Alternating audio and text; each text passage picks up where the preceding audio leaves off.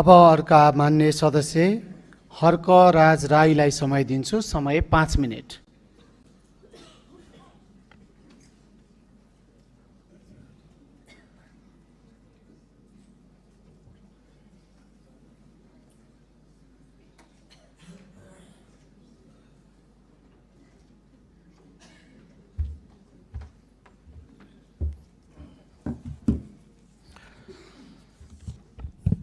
सम्माननीय सभामुख महोदय, आज एउटा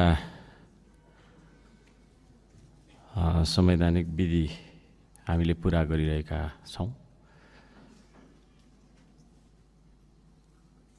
लोकतन्त्रमा कि त चुनिनुपर्छ कि त चुन्नुपर्छ। त्यसो हुँदाखेरि अब चुनिने अधिकारलाई प्रयोग गर्दै श्रम संस्कृति पार्टीले उम्मेदवार अगाडि हामीले सार्यौँ। त्यसमा अहिलेका सबैभन्दा ठुला दल लगायत धेरैजसा दलहरूले सबैले समर्थन गर्नुभएको छ। त्यसका लागि म सम्पूर्ण राष्ट्रिय स्वतन्त्र पार्टी, नेपाली कांग्रेस, नेकपा लगायतका सबैजनालाई म हार्दिक धन्यवाद दिन चाहन्छु। यो एउटा विधि हो, पुरा गर्नुपर्ने नै थियो। त्यसले गर्दाखेरि हामीले यसरी पुरा गर्दैछौँ। यो विधि पुरा गर्दाखेरि एकले अर्कालाई आक्षेप लाउनुपर्ने, त्यो अस्ति हामी चुनेर आउँदाखेरि जे गऱ्यौँ गऱ्यौँ, अब त्यो सक्यो, त्यो नगरौँ यहाँ होइन। किनभने हामी माननीय भएर आएका छौँ। अब आम निर्वाचन जनताले हामीलाई चुन्दाखेरिको अवस्थामा हामीले भन्यौँ होला, के भन्यौँ होला होइन, प्रतिस्पर्धा हो। तर अहिले त्यो भन्दाखेरि यो संसदको मर्यादा रहन्छ जस्तो मलाई लागेन। हामीलाई कसैलाई सिकाइराख्नु पर्दैन। यहाँ हामी आम जनताबाट निर्वाचित भएर आएका छौँ। त्यसो भएको कारणले त्यति सुझबुझ हामी राख्छौँ। त्यसले गर्दा कसले मलाई के भनेको थियो, कसले मलाई के अरे फोन गरेको थियो, कसले मलाई कहाँनिर औँला के अरे तपाईँको चाहिँ समाएर मलाई डोडाएको थियो भनेर हामीलाई बिलाउन गर्न उचित जस्तो मलाई लाग्दैन। म यहाँहरू सबैजनालाई सम्मानका साथ यो पनि आग्रह गर्न चाहन्छु, हामी यहाँ सबैजना माननीय हौँ। पूर्ववक्ता ज्यूहरूले कतिले हाम्रो माननीय रुबी कुमारी ठाकुरज्यूलाई रुबी बहिनी पनि भनेर यहाँनिर, कोही नातिनी होइन, कोही बाजे, कोही मामा भान्जा भन्ने हिसाबले हामी यहाँ बोल्नु हुँदैन। यहाँ हामी सबैजना एकले अर्कालाई सम्मान गरेर माननीय भनेर एकले अर्कालाई बोलाइनु पर्दछ भन्ने म माग गर्दछु।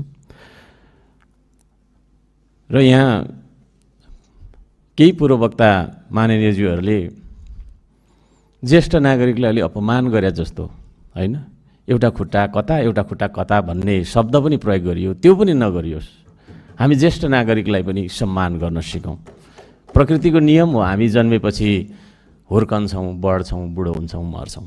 त्यसो भएको कारणले गर्दाखेरि कसैको त्यो ज्येष्ठ उमेरलाई होइन अपमान गर्ने खालको शब्द आउँदा दिनहरूमा हामी सबैले उच्चारण गर्ने छैनौँ भन्ने मलाई आशा छ। हाम्रो उम्मेदवार रुबी कुमारी ठाकुरज्यू, उहाँ जेनजी हुनुहुन्छ। यो सम्पूर्ण राजनीतिक युटर्न नेपालमा जे आयो त्यो जेनजीको आन्दोलनबाट आयो। त्यसो भएको कारणले एउटा जेनजीलाई उम्मेदवारको रूपमा हामीले अगाडि सारेको कुरा म यहाँहरू सबैजनालाई निवेदन गर्न चाहन्छु। अब हामी एउटा प्रक्रियामा जान्छौँ, घोषणा हुन्छ।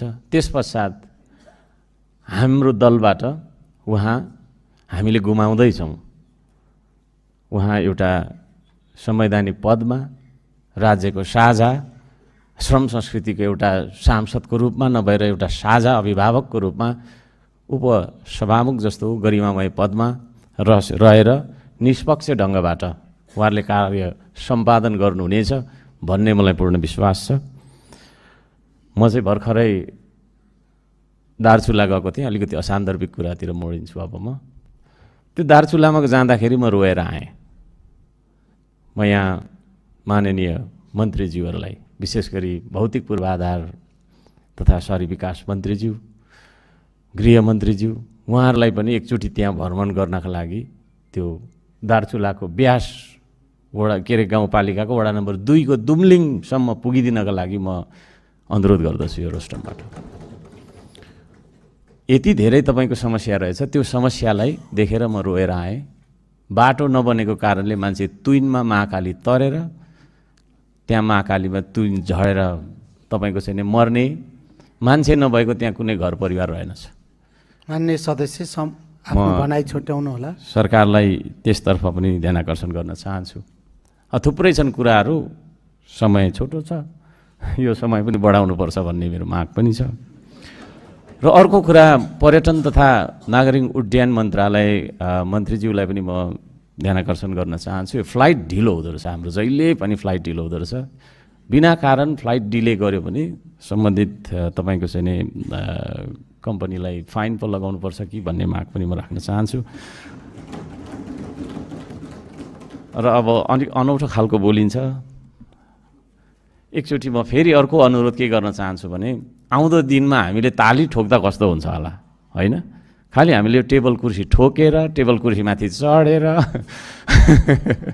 यो पनि अलिकति राम्रो देखिएको छैन। त्यसो भएको कारणले हामीले आफूलाई मन लाग्दाखेरि 2 हात हाम्रो छ, त्यो 2 हात बजाएर ताली ठोक्यौँ भने कति राम्रो हुन्थ्यो होला भन्दै सबैजनालाई फेरि पनि धन्यवाद दिँदै र दुवैजना उम्मेदवारज्यूहरूलाई शुभकामना दिँदै भनाइ अन्त्य गर्छु। नमस्कार।